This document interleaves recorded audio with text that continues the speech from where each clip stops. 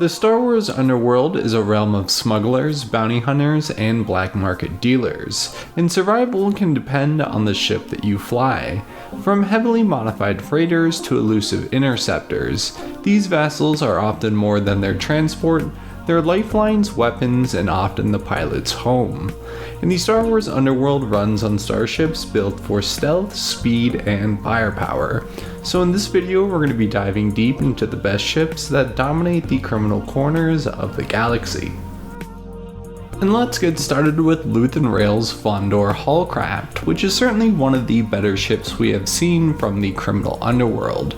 And it was a modified V211 Chevlex light hullcraft, and it had many surprises like rear ballistic launchers that could cripple a Kom'rk-class arrestor cruiser, and it also had side-mounted laser beams that slice through ships like a lightsaber, and it was equipped with standard dual blaster cannons and a dorsal turret that could be controlled by the ship's custom droid, which was another fun surprise, the artificial intelligence companion to the Rebel spy master Luan Rails.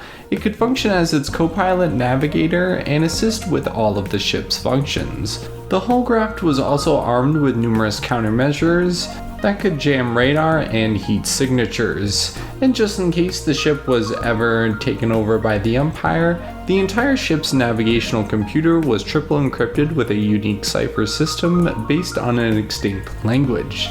We don't get to see too much of Luan Rails' hullcraft, but it is certainly one of the better ships in the criminal underworld. The Mandalorian's ST-70 gunship, or Din Djarin's Razor Crest, was another solid option for the criminal underworld. The Mandalorian bounty hunter utilized a wide variety of equipment in the cargo hold, like a vac tube weapons locker and carbonate freezing chamber for his bounties.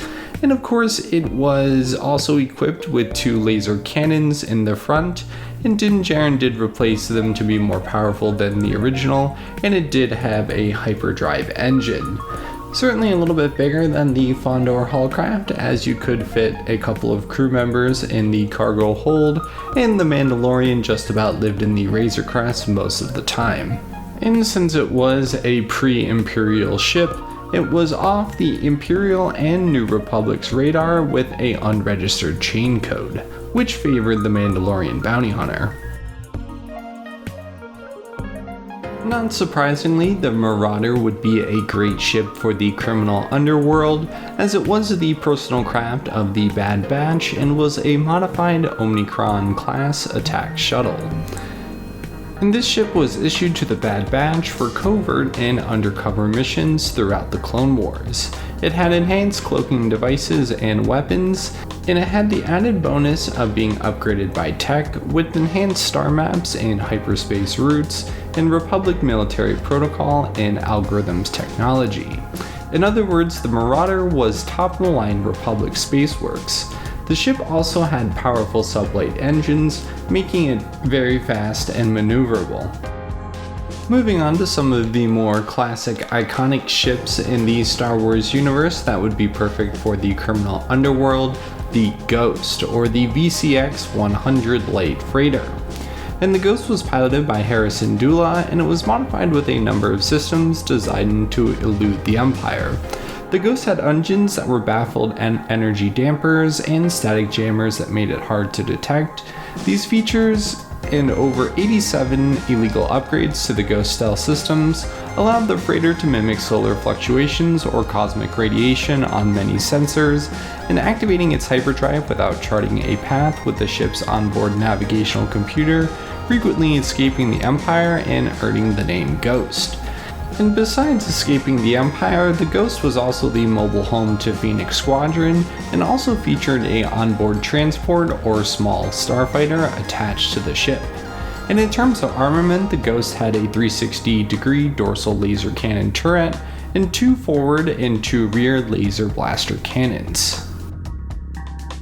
The Millennium Falcon, or a YT-1300 light freighter, was a more spacious and livable ship than the Ghost. It was designed to be a balance between having a space for freight and passengers. It was definitely more designed for a smuggler than a bounty hunter in the criminal underworld. But the Falcon did have two AG-2G quad laser cannons, one ventral and one dorsal, and with enhanced actuators and gas feeds which gave them maximum range and damage. And the Falcon was of course built for speed with SRB-42 sublight engines, and it was also upgraded with sublight accelerator motors or SLAM engines, making it the fastest ship to complete the Kessel Run, and it also had upgraded star maps and navigational systems thanks to L3's custom integration. And this next ship is more of a luxury sailcraft, but fits right into the criminal underworld. The S-161 Stinger Mantis, developed by Latero Spaceworks and was a luxury yacht.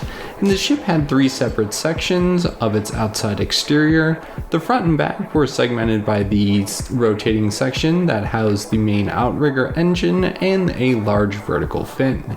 And on the inside there was 6 separate rooms of the interior: the cockpit, holotable room, gallery, common area, main corridor, and engine room.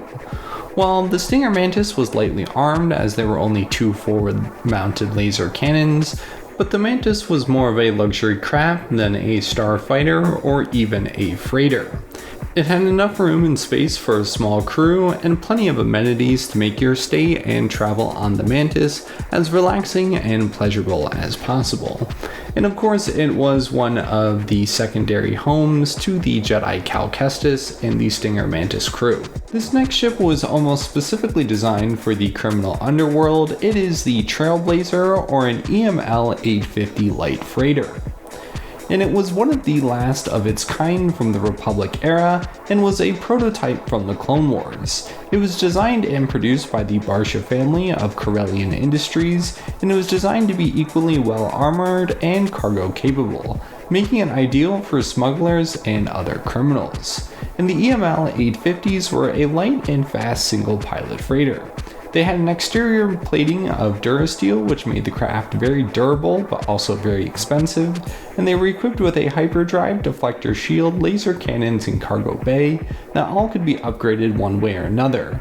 And the ship was very spacious, featuring a living space, kitchen, bathroom, workshop, and again a cargo bay, and is overall very comparable to the Millennium Falcon or the Ghost in terms of a comparable light freighter ship. But the EML 850 definitely stands out with its exterior Durasteel plating.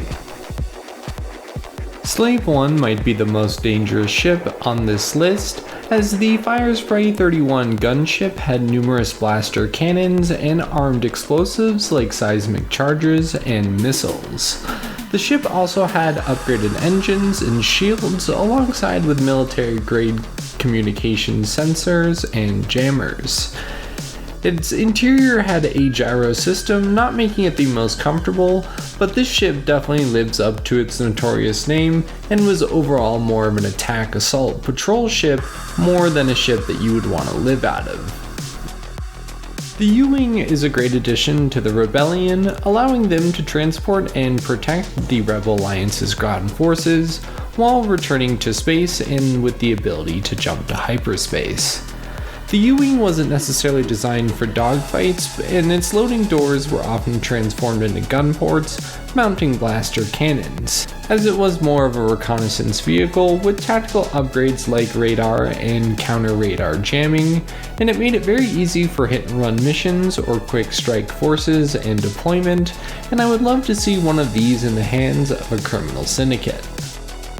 And finally, the Kom'rk-class starfighter, or the Gauntlet starfighter, will be the last ship on this list, and they were manufactured and used by Mandalorians, as they were a little light on weapons with only 2 forward blaster cannons, but its significant maneuverability and design of the ship is what made it a effective assault craft, alongside with the ability to be a light transport carrying up to 24 passengers. It was a favorite starship for the last of the Mandalorians, as most of them were bounty hunters or mercenaries. The Gauntlet starfighter was the perfect ship for criminal activity. And in terms of ranking these ships, let's pick the best ships for speed, stealth, firepower, and comfort. I think the winner of the speed category is of course going to be the Millennium Falcon, as it is the best choice for smuggling or high-speed operations. And for stealth, I would either have to go to the Marauder or the Ghost, as both of them have numerous modifications to radar jamming and flying under the radar. And in terms of firepower, I think Slave 1 and Luan Rails Fondor Hullcraft would be the winners for the best armament. And for comfort, I would either go with the Stinger Mantis or the Falcon. And then my personal ranking of the ships, my favorites are again Luan Rails Hullcraft or the Marauder. So with that, those are the best ships for criminal activity in the Star Wars universe. Comment down below which ones you like and which ones should be added, and until next video, goodbye.